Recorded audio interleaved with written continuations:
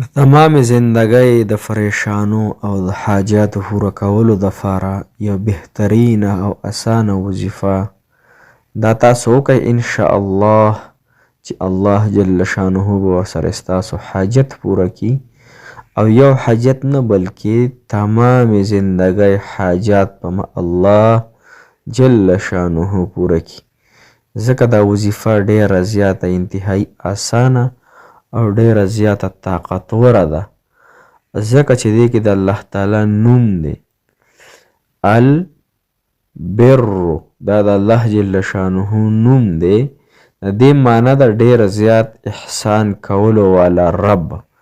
هغه رب چې زموږ ستا حاجات په پوره کوي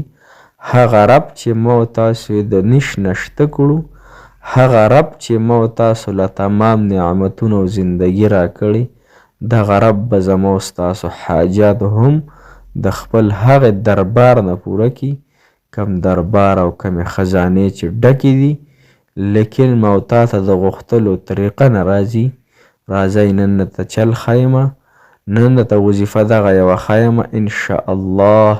چې الله جل شانه به ورسره ستاسو حاجات پوره کړي السلام علیکم ورحمة الله وبرکاته شروع په نوم د هغې الله چې انتهایی مهربانه ذات دی او په جناب محمد رسول الله صلی الله علیه و آله وسلم درود فکروړه او فارباو محترمو نن چې زمونږ کومه وظیفه ده هغه د انه هو البر الرحیم دا د الله جل شانه دوه نومونه هم دي پکې البر او الرحیم د دې معنی دا د مسلمانانو چې بېشکه ته ډېر احسان کوونکی رب نهایت رحم والا رب یعنی احسان په چا کوي په خپلو بندګانو باندې رحیم په چا دی په خپلو بندګانو باندې کو هغه ګناهګار دی او کو نیکوکار دی الله تعالی تمام مسلمانانو حاجات پوره کوي ځکه چې داود علیه السلام ته الله جل شانه هغه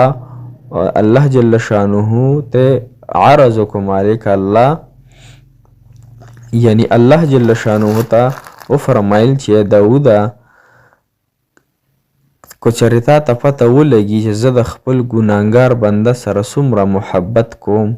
نو دغه ګناهګار بنده زړه به فلق وچوي یعنی زه د خپل ګناهګار بنده سره دومره مینه کوم کو دته زما د مینې پته ولګي د زړه به فلق وچوي نو ای داود علیه السلام چې زه ګناهګار سره دومره محبت کوم نو د خپل نیک بنده سره به څومره محبت کوم مسلمانانو الله تعالی ډېر زیات رحیم ذات دی او الله تعالی په خپلو بندګانو انتهایی احسان کوونکی رب دی رحیم رب دی نو چې موږ د الله تعالی د در لمن نه پرېږدو د الله تعالی د در هغه نعمتونو شکریه مو ته ادا کوو او د ګناهونو نه ځان ساتو نو انشاءالله چې الله تعالی به زموږ حاجات پوره کوي راځئ نن دا وظیفه درته ښیمه انشاءالله طریقه کار چې دې وظیفې سره به رب کریم چې هغه له زوال نشته دی د هغه خزانو له زوال نشته دی د هغه الله جل شانه قایم ذات دی او الغون عرص به فنا شي کل من علیها فان هر څیز له فنا راشي ويبقى وجه ربك ذو الجلال والإكرام لیکن د الله تعالی ذات په حقیقي همیشه فات کیدونکی مسلمانانو دا وظیفه چې تاسو کله کوئ انه هو البر الرحیم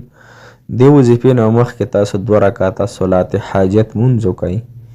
لومبي رکعت کې به قل یا ایها الکافرون سورت ووایئ دویم کې قل هو الله احد کو دا چاله نه ورځي نو سورت اخلاص یعنی قل هو سورت دواړو کې ووایئ یو مرتبه هغې نه پس په مسلمانانو تاسو 3 شپېرې درود ابراهیمي ووایئ کوم چې موږ په مانځه کې وایو اللهم صل علی محمد وعلى آل محمد كما صليت على إبراهيم وعلى آل إبراهيم إنك حميد مجيد اللهم بارك على محمد وعلى آل محمد كما باركت على إبراهيم وعلى آل إبراهيم إنك حميد مجيد دا درود شریف تاسو 3 مرتبه وایئ مسلمانانو د هغې نه پس به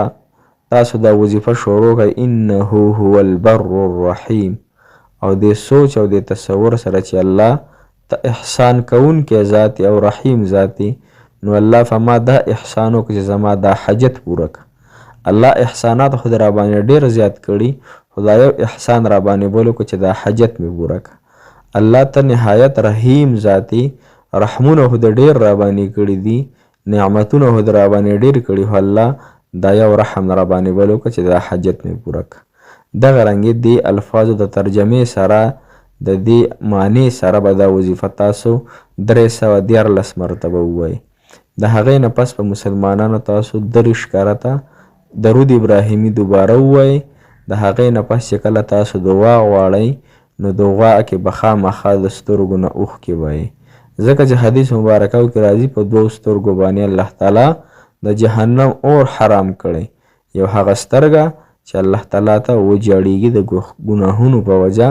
دویمه هغه سترګه چې د الله تعالی په لار کې ویښه پاتې شي. نو ان شاء الله چې الله تعالی به زمونږ حاجت پوره کړي او الله تعالی به زمونږ خطاګانې مو سره معافي کړي، د دنیا او د آخرت خوشحالی او باغونه به مو راته راکړي او الله جل شانه بې نیازه ذات دی، چاته حاجت نشته. زمونږ الله ته حاجت دی نو د الله تعالی نه به بار بار غواړو. کو یو ورځ کې حاجت پوره نشو 3 ورځې وکړئ، کو 3 کې پوره نشو نو 7 ورځې وکړئ، 11 ورځې وکړئ، 21 ورځې تر 140 ورځې پورې جاري وساتئ.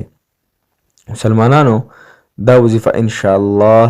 چې الله تعالی به سره ستاسو حاجات پوره کړي. الله تعالی مو خوشحاله او باد ساته چې هر ځای کې اوسېږئ. الله تعالی هم د زړه مرادونه حاجتونه پوره کړه.